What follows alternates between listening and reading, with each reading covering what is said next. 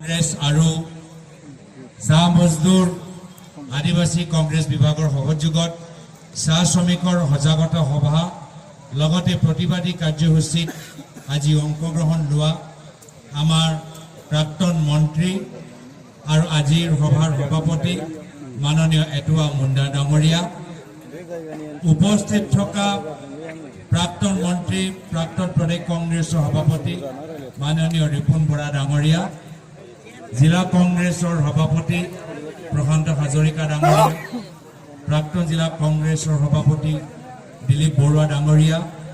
উপস্থিত থকা প্ৰদেশ কংগ্ৰেছৰ সাধাৰণ সম্পাদক এখন জিলা তত্ত্বাৱধায়ক ইমদাদ হুছেইন ডাঙৰীয়া, উপসভাপতি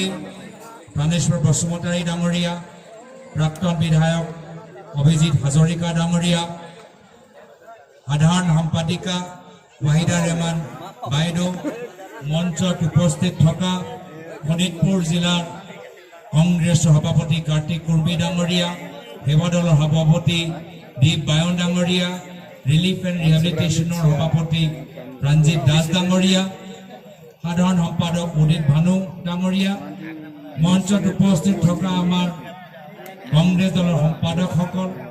অজয় তাঁতী ডাঙৰীয়া, পল্লৱী শইকীয়া ডাঙৰীয়ানী, ইয়াত উপস্থিত থকা আমাৰ ৰিচাৰ্চ চেলৰ সভাপতি অনুপম বৰুৱা ডাঙৰীয়া, ইয়াত উপস্থিত থকা যোৱা বিহালী নিৰ্বাচনত আমাৰ দলীয় প্ৰাৰ্থী জয়ন্ত বৰা ডাঙৰীয়া, আমাক নতুনকৈ যোগদান কৰা ডক্টৰ গগৈ ডাঙৰীয়া, দেৱকান্ত দাস ডাঙৰীয়া, আৰু ইয়াত উপস্থিত থকা প্ৰদেশ কংগ্ৰেছ জিলা কংগ্ৰেছৰ বিষয়ববীয়াসকল, শোণিতপুৰ জিলা কংগ্ৰেছৰ বিষয়ববীয়াসকল, আৰু ইয়াত উপস্থিত থকা সাংবাদিক বন্ধুসকল, শ্ৰদ্ধেয় ৰাইজ, আজি বিষয়টো যথেষ্ট গুৰুত্বপূৰ্ণ। এই মুহূৰ্তত গোটেই অসম জুবিন গাৰ্গৰ মৃত্যু লৈ মৰ্মাহত, আৰু আমি সকলোৱে এই সময়ত এইখিনি বিষয়ৰ ওপৰত আমাক আলোচনা কৰিব লাগিব। এইখিনি বিষয় লৈ আমি সজাগ হ'ব লাগিব, আৰু সেইকাৰণে মই ভাল পাইছোঁ যে আমাৰ চাহ মজদুৰ আদিবাসী কংগ্ৰেছে এটা প্ৰচেষ্টা হাতত লৈছে।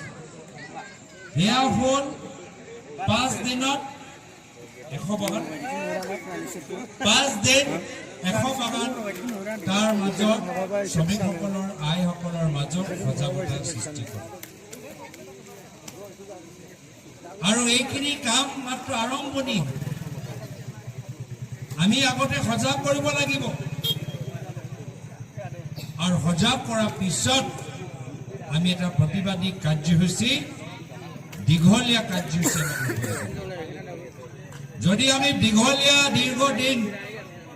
প্ৰতিবাদী কাৰ্যসূচী হাতত নলওঁ, তেতিয়া আমাৰ অৱস্থা, চাহ বাগিচাৰ অৱস্থা, শ্ৰমিকসকলৰ অৱস্থা আৰু বেয়া হৈ যাব। আগতে মোক মনত পৰে কি যেতিয়া কংগ্ৰেছৰ চৰকাৰ আছে, প্ৰায়তঃ তৰুণ গগৈদেৱ অসমৰ মুখ্যমন্ত্ৰী আছে, তেওঁ চাহ জনগোষ্ঠীৰ সমস্যাৰ ওপৰত বিশেষ গুৰুত্ব দিছে, আৰু গুৰুত্ব দিবলৈ এটা সুযোগ পাইছে। এই সুযোগটো কি আছে? যে চাহ বাগিচাৰ প্ৰতিনিধিসকলক ৰাজনৈতিকভাৱে শক্তিশালী কৰা, ৰাজনৈতিকভাৱে সজাগ কৰা, আৰু সেইকাৰণে আমাৰ কংগ্ৰেছ চৰকাৰ দিনত আপোনালোকে নিজে মনত পেলাওকচোন,